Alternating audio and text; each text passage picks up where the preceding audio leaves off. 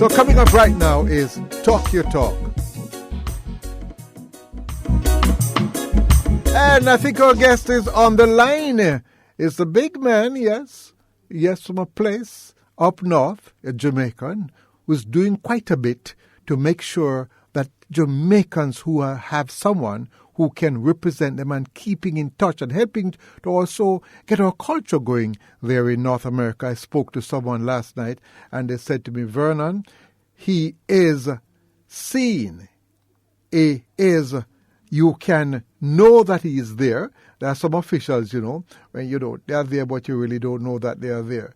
And how must I introduce him? He's a marketing man, talent from a very talented family. Yes, his name is Oliver Mair, Consul General of Jamaica for Southern USA. Good afternoon, my friend. How are you? I think you have to repeat what you said. We just got you on now. Go ahead, Mr. Mair. Happy to be on your program. Good afternoon to all your listeners. And you and I go way back from Air Jamaica days, so feel like I'm sitting in the living room with my brethren. No, before that, I go back on the days before you were born. I think with mommy and daddy. And for those who don't know, his father is a very creative person into poetry. I hope I have it right, yes? And those things, a man who loved creative Uncle things. Ray. Yes, my uncle, Raymond Mair. Exactly. Yes. And Jamaica's doing from the Gleaner too. So, right. Yes. No, I think it's a good idea to have you on. You'll be surprised, that I've been pushing for civics to be taught in schools. But I gather they've started to reintroduce it in some schools. But if you ask them about what is your job, what are you doing in the United States, they don't know. They don't have a clue. And I felt it would be a good idea for you not only to speak to Jamaicans overseas, but to speak to Jamaicans here, because we have quite a few persons across the world who are representing the interest of our nation. So we start off by asking you basically what is your role and the areas that you're responsible for in North America. All right. Thank you so much again, Vernon. I appreciate being here on the program. And, as Consul General, I'm a diplomat here. I lead a team in the Southern United States, 16-member team. We cover 13 states in the South. 16-member like team, 13 states. That's a lot. 30, that's a whole heap. And I would say the fastest growing region, diaspora region for Jamaicans in the world. Because a lot of people are actually moving from the north to the south. And so states such as, Florida, Texas, Georgia, North and South Carolina, Louisiana, we go as far west as Arizona. And we cover the interests of Jamaica and Jamaicans. So anything you can think of, whether persons are renewing their passports, applying for a new Jamaican passport, or if Jamaicans overseas have, they have children and they would them. Slow down here. Suppose I tell you that many persons in the diaspora, they don't know that we have an office there and they can check there to get their passports renewed or even to apply for their passports. I have got many calls. You see, that's why I think we have to push now for them to know that when you're in the United States, even visiting, you have persons there. Now, and I know that somebody told me last night that you are very visible, but let me tell you something. Even though you are very visible, Master, it is still not an easy job. There are persons who are not in the know. They don't try to find out. So they still will call Jamaicans and need my passport. They don't realize they can stay out there and get things done. Correct. So well said. And even though what we do is we take the forms, we assist persons in preparing the forms and send back to Jamaica, to PICA. The role we play is critical because persons have the opportunity to visit us at 44 West Flagler Street, which is downtown Miami. That's 44 West Flagler Avenue, in downtown Miami. Right. And I can, and persons listening, anything that you forget, you can always visit our website, www.jamaicacgmiami.org. And all of what I'm saying is right there. But essentially, we look out for the interests of Jamaica and Jamaicans. And it's even our what we call our involuntary returnees or deportees, we manage that process. And by the way, what a beautiful picture there. It's sunset. Where did I get this picture from? On your site? Which one is that? Which picture is that? On your site at www. Jamaica. Oh. Yes. CG, yes. We try and showcase as much as Jamaica as possible because, we that's part of our role as well. We work closely with the tourist board. Right. So a major part of my role is that many organizations will do fundraisers and they will invite me to be the guest speaker or to bring greetings. And so I will go there and also use the opportunity to promote Jamaica. Right. Share some of the good news taking place back home, and also encourage persons to come home and invest. And that is very interesting. Yeah. So that question alone, I could do the whole show on what we actually do. Well, but we're going to talk to you again. We're just getting an overview today, so we will talk again. Just getting one. Yes. Right. Another thing I know that other countries do, and I'm sure we do the same too, but oftentimes when we travel to another country, we don't register with the embassy or the High Commission that we are in that country. Yes. Now, I know that there might be a crisis and you need to be contacted.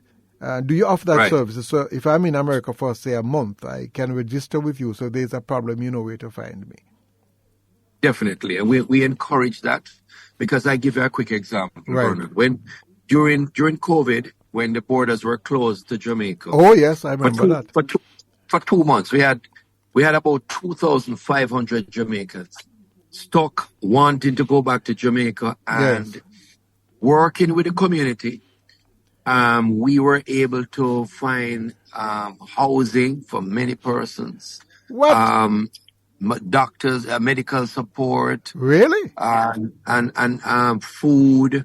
And we did this all with literally no cost to the Jamaican taxpayer. I don't believe you at all. Members of the diaspora, Vernon. And so I want to big up the members of the diaspora, the members, different groups who pulled together with us to help our Jamaicans who were in distress at the time because they couldn't come back home. But let me tell you something, though, Mr. Mair, is that what we need to do as a people, when we get that help, we need to talk about it. What we tend to do, if we have a problem, we blast it all over the place, social media. That kind of help that you get, you really should let it be known. And I personally want to say thanks to those in the diaspora. And they're quite helpful.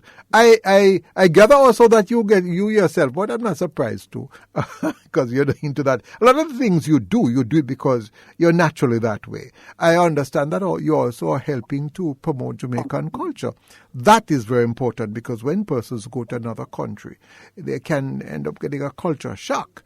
But then when they go and see Jamaicans there performing, I heard that they even have what is called a pantomime there in Florida, which we no longer have in Jamaica. I have a concern. How come you have pantomime up there? We don't have it here again. Yes. Well, Vernon, you have done your research. Kudos to you. We just finished Old Time Sinting, which was produced by the Louise Bennett Heritage Council. Right. Resident here in South Florida, have over 3 events celebrating the work of Miss Lou as well as other aspects of our culture. And went very well, 3 full houses. And we work closely with them. I'm the honorary chairman. And we promote our culture. Yes. And we also give back. We have given scholarships to Edna Manley. We brought up the National Dance Theatre Company for the Jamaica's 60th. And we've worked closely with groups like Ashe and every year we celebrate Miss Lou. So the culture is alive and well in the diaspora, and you have hit the nail on the head, Vernon. A lot of the good news that's taking place here, we don't hear it because we run with some of the 1 or 2 negative things that Mark happen. You though, I must tell you. Headline. Mark you though, I'm not one who believes that we should cover it up. Let it be known, but at the same time, we must go both sides. The good things and the bad things, because I don't think it's from a journalistic point of view. It is not good. So you're trying to protect your country. It's not really good. There's crime, there's problems all over the world. And from a journalistic point of view, it doesn't come across too good that if it is said that you're covering up things. Nah. No. Correct. Because next thing you said, you're covering up corruption too. And that is a position that I would not like to find mine. But we need to give both sides of the story. Both sides is very important. That's it. Both sides of information. I totally agree. Right. Tell me some other things that you've been doing. We have another probably, let me see, another probably 5, 6, 7 minutes or so. Some other things that your office, some of the other services that your office offers there. Well, and by the way, I'm fortunate to be a good friend of the ambassador too. I think you know her too pretty well. Very well, Ambassador Marks. Fantastic diplomat representative for the country, doing an excellent job, yes. Ambassador Marks. Mm-hmm. And yes, so we're putting on a Christmas concert on December 19th. We're going to be raising funds to have track shoes for many of the kids who participate and don't have the wherewithal. They run barefoot. And so we're doing a concert. Barefoot good way. We don't run barefoot to make you forget tough, you know. Yes, yeah, they run both. Yes. But that is great. But we're doing that on the later this month. And then we have an annual 5K run that's going to take place in May 11th. Well, guess what? Where we have over 1,200 members of the diaspora come out and walk. And with funds we raise, we adopt clinics back home in Jamaica. So far, we have adopted 5 clinics back home. Really? Which ones? Give an example of some of those clinics. You won't probably remember all, but at least just mention those. Port Antonio. We did one in St. Mary with MP Maurice Guy, Minister Tufton. They're both handing over the clinic. It was such a lovely image of unity. And MP Guy called me and said, "Boy, CG, thank you so much." We have one in Riversdale. We have another one in Bamboo. That is, we're going to have the unveiling of that. Right? It's shortly. So I've gone home now. Port Antonio. No, you don't have to go anymore. We know you're doing it. Right. All you have to make sure is that you send some of that information and pictures to me, and I'll get it out myself. And also, you say that it's a walkathon. What is it going to have in May? I'm trying to remember. What you said? It's May 11th. It's a 5K. So a 5K. Persons can run or they can walk. This year we're celebrating 5 years, our 5th anniversary. It's called the Jamaica High Five. Which day of the week that is going to be? It's on a Saturday morning, and we do it in Miramar, up in South Florida. You know, it'd be great if I could come up there and join you. Never can tell. Please come, Vernon. We need to talk about that. You should come along with your listeners, because we do it in 5 cities simultaneously. The only one of its kind around the world. So we're in Miramar, we're in Orlando, we're in Atlanta, we're in Houston, and we're in Phoenix. 5 cities at the same time. What a thing. Yes. And it'd be Jamaica High Five. It'd be great to broadcast from there so the nation can know what you're doing, because the diaspora, I saw a video somebody did about those who are sending back barrel. And they think they already send back barrel. Hey, come on, no, look at the head. No, but the diaspora is doing great work. Also, I understand that they also help to make contacts in terms of getting things done for Jamaica, because the diaspora, they're very powerful there in the United States. I was sharing with somebody just today that my last count in South Florida alone, we have 26 elected officials who are of Jamaican descent. And no, check those figures. No, man, I'm sure that must be wrong. Really? 26. I mean, I wasn't the best math student at school, but all you have to say is plenty of them. I know there's one. I think it's Smith. There's one. I think I try to remember. He's a mayor by Washington. He's from my district in Trelawney. That's Low River, and of course your vice president. So they're all over the place, and in academia, all over the place. And they have been very supportive. I must tell you. Yes. And whenever we have a challenge, we're able to work closely with them. And they've helped us in our mandate to share our culture and support our Jamaicans living in their new homeland, and as a community help us to pull together and have a greater voice. So I want to salute them publicly for the work that they continue to do. And I must tell you, we are now being listened in New Jersey, they're in Florida, Lauderhill in particular, New York. That's Little Jamaica. Hello, you're wrong. You're wrong again. It's not Little Jamaica. I call it Big Jamaica because the influence that they have. Yeah. Big Jamaica. Yes, and I understand it's in Lauderhill. Here they declared the Violet Edwards Day there. We were going to make our mark because you know that she got her associate degree at the age of, I think it's 96, I think. 96. Exactly. 96. And I have to thank Violet. I mean, she's been an inspiration to the world. Yes. And CNN covered it. So, you know, let me show off and tell you. It's a little work I do down in terms of pushing out the information. Yes. So I really pushed out. And when I saw you on CNN too. Oh yes, I monitored it. She bossed me, man. She bossed me. So thank you, Auntie Violet. You know, I appreciate you, man. Really and when she bossed you too, she bossed the whole of which is the whole of Jamaica. That's right.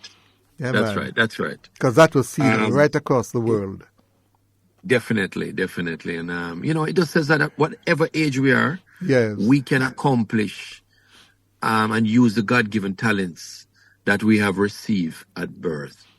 And she just has been an inspiration to me, for the community, and for the world. And thank you, Violet Edwards. Another Jamaican making us proud. And hopefully she'll get to come to Jamaica soon. She's been here, but I didn't get to see her at all. That's a family, I must tell you also, Mr. Everett Smith and the whole family. Fantastic supporter of this show and myself. And I'm yet to meet them. Can you imagine that? And there are quite a number of persons I'm in contact with in the diaspora. I've never met them. But listen, the Smiths have been